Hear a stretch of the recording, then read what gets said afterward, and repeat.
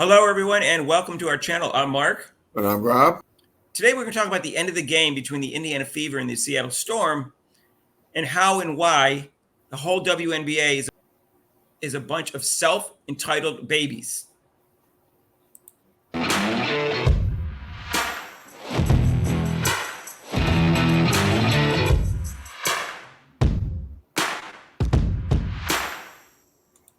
hey, if you haven't subscribed to our channel yet, please do so. Hit that notification bell when you do. Trying to get to 4,000. We need your help. Yeah. So, Rob, people have been saying this before, and we've said it before in other videos, that the WNBA is very self-entitled. And we'll go through it quickly. As everybody knows, it's sponsored by the NBA. So right there, they're going to be self-entitled. And they've never made money as far as we can tell. And the word is they lose $10 million a year for 27 straight years. This is their 28th year. I suspect it's more than that because they said that they were going to lose 50 million this year. Now they only spent 25 million on charter flights, and Caitlin Clark brought in way more in the difference between that. She brought in over $100 million more. So I suspect they're losing more than 10 million a year all this time. And the NBA continued to let them, pawn off them basically, and they never made them be on their own. Right. So they got used to the fact that they could have a league that wasn't successful, not make any money, do things their own way, do things however they want, and just kind of like get this free money every year and not have to earn it. And not have to earn it by being popular and, most importantly, likable, talented, and exciting. Awesome. What do you think, Rob? Yeah, that's the last one. Talent. They're supposed to have the best talent, but they weren't very exciting because people weren't really watching until now. Until now, they have this exciting ball player in Caitlin Clark, and they still don't get it. They're still at that level where we don't have to really put any kind of effort into this. Well, they're not exciting. That's part of the problem. And they were able to get by playing prison ball because they didn't have to make money for the league. So they didn't have to be popular. And it's not an exciting brand of basketball, as we know. It's too physical. People don't like it. It's slow and it's boring. They're self-entitled, Rob, because they're able to play that way all the time. And now when they're exposed to many new fans and they get criticized, they say dumb things. People say, hey, if you don't want to invest, if you don't like it, you don't have to go. They say all sorts of dumb things. They have press conferences where they're rude to the reporters. And they say to fans, we don't know what we're talking about. We've been in the league and the league has been going up years before this happened. The league has always been improving. All that stuff is true. Trying this to degrade people they're doing an ass backwards. They wanted people to watch them, but then they're saying things that people don't want to make. People don't want to watch them. Yeah, look at Cheryl Reeve after she wins that Commissioner's Cup or whatever the heck it was. You got to watch us now. No, we don't. Watch you. That's not you. That's entitlement. That's an entitlement attitude. We don't have to watch you. We'll only watch you if you make us watch you. Or if you play Caitlin Clark. Right. We would have watched you. We didn't want Caitlin Clark on your team. Okay. Right. So you don't get fans by demanding them. You earn them. And they don't understand that. And then they cry about the money they're making when the league's not making any money. And then they say, well, we just want a percentage of the revenue. Well, you don't get a percentage of the revenue. You get a percentage of the profit. And they have no profit. They don't even understand that because they think they're self-entitled to money, which is not being made. Well, they don't know how to. They're crying about making money, but they don't know how to make it. They have the perfect person that's making them money, and they still don't know how to use that. It was a big surprise to them. Like, oh, geez, we didn't know that she was going to be this popular. What have you been? They weren't watching it, so they dropped the ball. I never seen so many crybabies in a league and so many unlikable people in one league in my life. And I know it's all women, but that's not my fault. I'm just watching the league. I didn't come into watching the WNBA again saying, oh, I know I'm not going to like these women because they're women. No, they've proven it to everyone that they're even women are saying these comments constantly on YouTube, in videos and in comments. Yes, it's the women. It's because that's what women do. They tear each other down. So I don't think we're being sexist because women are backing us up on this. Right. So, it's very obvious that right there, jealousy. You mean right? Anybody who's can see is like, gee, so why are they picking on Caitlin Clark and why are they saying these weird things or crazy things about the fans? There's something underneath there that's going on here. And they thought they deserved, the kind of endorsements Caitlin Clark was getting. Again, self-entitlement. You don't get them because you demand them or because you think you deserve them or because you think you're great. You get them because the market says you can get a shoe deal. Mm-hmm. If the market doesn't say that, it doesn't. If people don't want to buy your shoes, you don't get the deal. Right. You don't get the deal because you think you should get the deal. It's just not the way it works. Right. Just because. Well, geez, I think I'm gonna promote some shoes now, and I want people to buy my high tops. So you think people are gonna run out and buy Rob's high tops just because I said so? And they wanted publicity and attention on them in the Olympics just because they're them.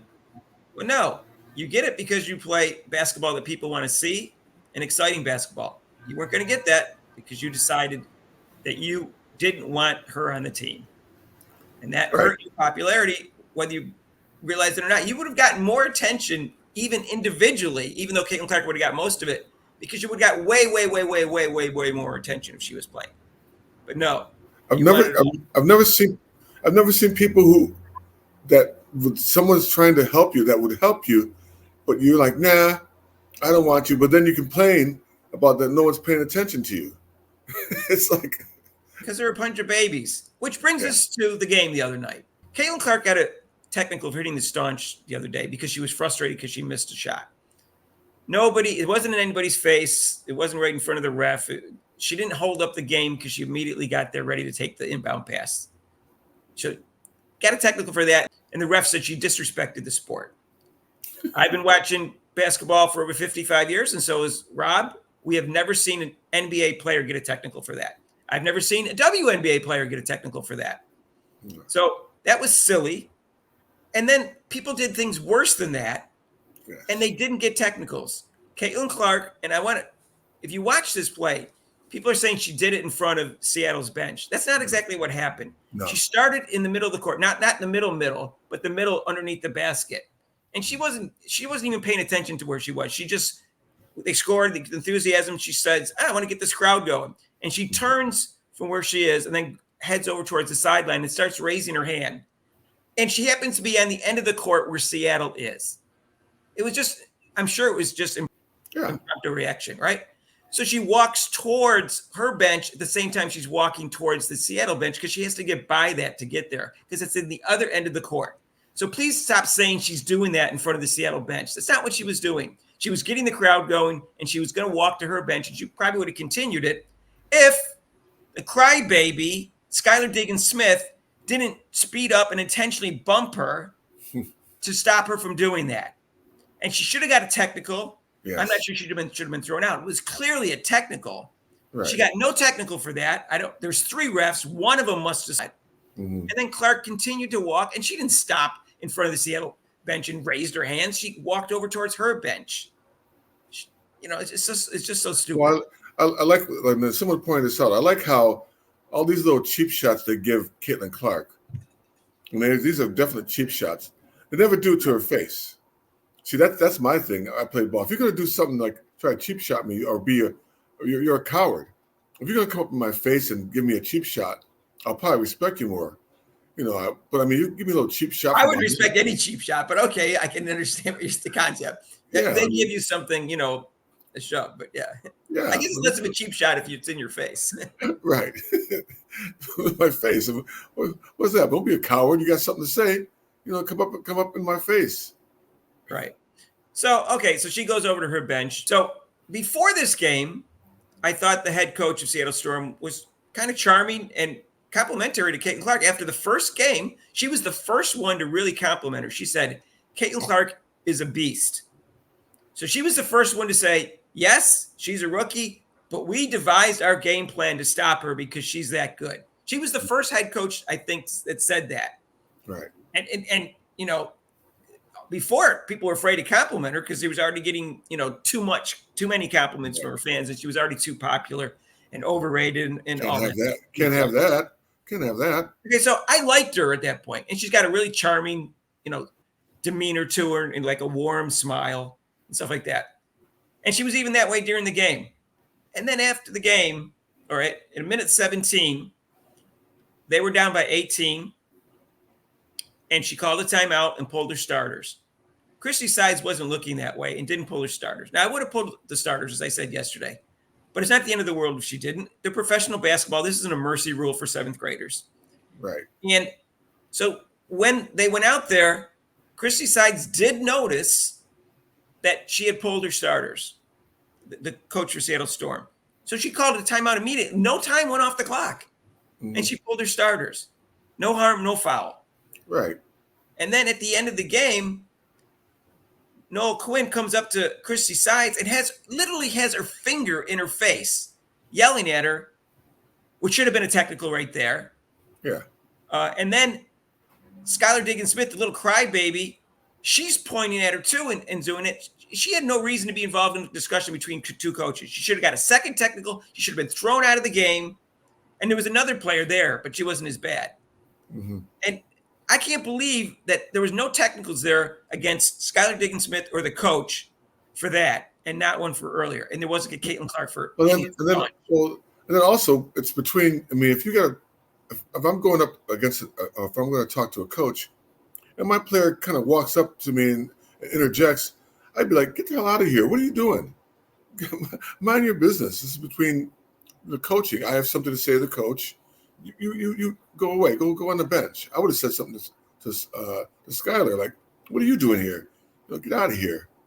That's true, Rob. And there was another assistant coach there that could have done that for her also. But she was there also. I'm not sure what she was saying and doing. It's unclear to me whether she was a peacemaker or she was piling on. There was another coach. I don't know her name. But there were a bunch of, like you said, there were a bunch of babies. I mean, they were getting their butts kicked, and I guess they expected they were going to win again against the Fever, but the Fever is a changed team now. We predicted they would win because they're playing a lot better. Yeah, it's easy to be a good sport when you win. It's much harder when you get roasted, which they did. They got it was close. Yeah, it was close for three quarters. But they got roasted in the fourth quarter, and they lost by 17 or whatever. They got destroyed in the fourth quarter. There was no doubt about the game by the middle of the fourth quarter. So quit being crybabies and act like professionals. God, I mean, I don't understand how they think they can just do this and expect fans to like them. They're not likable. Rob, there's very few likable people in this league, starting with the commissioner, who's incompetent and not likable and keeps making excuses. I don't know. Tell me one person in this league that's in charge that seems competent and likable, Rob. I mean, she should step in. I mean, if not a technical, Skylar should be fined. She should have some kind of fine for doing that to another player. Like you keep on saying, we keep emphasizing, until they start, putting in like, hey, in enforcing the rules, which is one of the rules, until they start enforcing the rules and have the players not act like a bunch of bullies or thugs, then they're going to keep on doing it. Well, Rob, it's going to get worse if the Fever continues to play well. Yeah. Because we all know that they all hate the fact that Caitlin Clark is starting to be successful.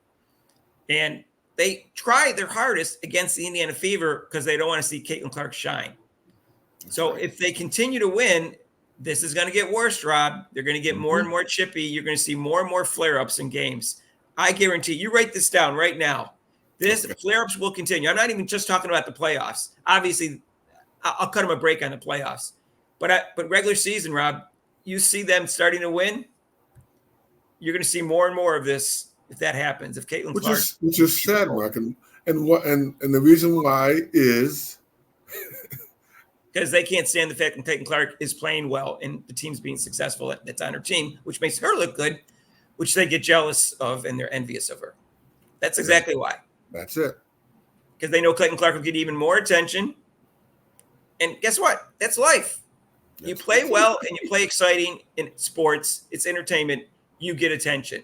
Figure out how to play exciting and figure out how to play better. Caitlin Clark, I bet you Caitlin Clark, per years that she's lived on this planet, I bet you she's put more hours in the basketball court than anybody in the WNBA. I don't know that for sure, but that's the impression I get. So if you want to have her get less attention, you get better. You play more exciting. You figure out that you don't have to play bully ball and get your skill levels up. The skill levels of this league, we've already talked about, is not nearly as high as they want you to believe. And then they cry about it, that they don't get attention and don't realize that they're not as good as they think they are. And it filters down from the coaches, Mark. It's the coaches. They're installing this in the players. And maybe some of the players are respecting her more because they see if you're a basketball player, like, oh, damn, she can really play ball. But then when you get a coach that's like emphasizing, like, okay, here's our prime thing. Stop, Caitlin. Well, I can't blame him for that, the way she's playing right now. Yeah, but I mean, that's the thing. Yeah, I mean, that's the thing. What you do, you stop the best player, but then they're just emphasizing a little bit more. Like, I want you to do more. We need to do this. We need to do this in order to stop this. We can't have her win. No, they can't allow that. That would be the end of the league. But it's going to happen, and they're going to be fighting and scratching the whole way, and they're going to act like bigger and bigger babies. And then they're going to figure out why people don't like them and their team and why Indiana Fever gets the most attendance. That's why they're likable, and Caitlin Clark is exciting. And she makes her teammates more exciting. She makes the game more exciting. She makes everything more exciting. And then that's what I said in the last video. It's entertainment. You're watching sports. That's the reason why you're watching football, baseball, or a certain game. You're watching it because she makes the game exciting. I didn't see any problem with what Caitlin Clark did, by the way, by raising her hands, getting the crowd going. They're at home. Okay, if she was in an away game, all right, that's a little disrespectful. Even though they're all here to see her. Yeah, they see her. But they were at home. That's her crowd. Football people do that all the time. You know, there's nothing wrong with that. They third down play, they say get the crowd going, cheer, cheer, cheer. There's nothing wrong with that. It wasn't in anyone's face. Really, it wasn't. No. And, get over it. And Caitlin Clark was saying, quit whining, I think, from the sideline. They had to hold her back. And she's feisty. Oh, yeah. But you know what? She always shook hands when she lost, stuff like that. So she didn't make excuses. So they got to stop making excuses now. Because, they didn't lose because the starters were pulled at 1 minute 17 or Caitlin Clark was raising her hand. They lost because they got smoked. Yeah. Because you got a bunch of generational talent who's finding her way and figure out these women aren't as good as they think they are. And I'm showing them up. That's just the way it is. And she's going to get better, and she's coming for you. And she's going to prove she's been proving them all wrong quietly. And she does it through her game, not through the media, not through talking out, saying she does it while she's on the court, that's why she's really impressive. And again, people say, oh, if I don't criticize Caitlin Clark every video, they say, oh, you guys are just a bunch of fanboys or whatever. All right, again, we'll say it again. She has to cut down on the turnovers, and her three-point shot is still not hitting at the rate that it's capable of. It's only 33% in the 2 games since she came back. She's capable of higher than that. And she's going to develop her 2-point game, and she's already shown that in the last game that she's doing that. She had 2 jump shots and a floater. But we've criticized that before. I don't feel we have to do that every video. Right. So don't say that we're like, all we say is positive things about Caitlin Clark. No. We don't have to repeat the same things 100 times. That's annoying to the people listening. Right. You put that in there because someone said, show me a video. He said, show me a video where you criticize Caitlin Clark. I said, every video. Go to all the videos. Yeah, go to all the videos. I mean, people don't want to hear me say the same things a million times. Right. So stop it with the silly fanboy crap. I know. Anyways, that's our take, and we're sticking to it. This league has a big sense of self-entitlement, and they're a bunch of whiny crybabies, and they need to grow up. That's all there is to it.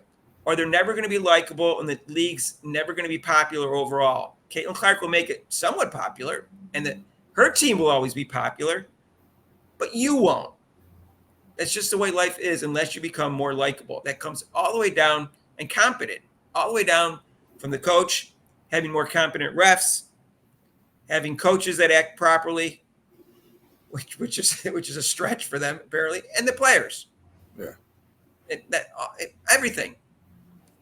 All right, that's enough. I've done my rant for today. Yeah. This league is disgusting. It really is. Sorry.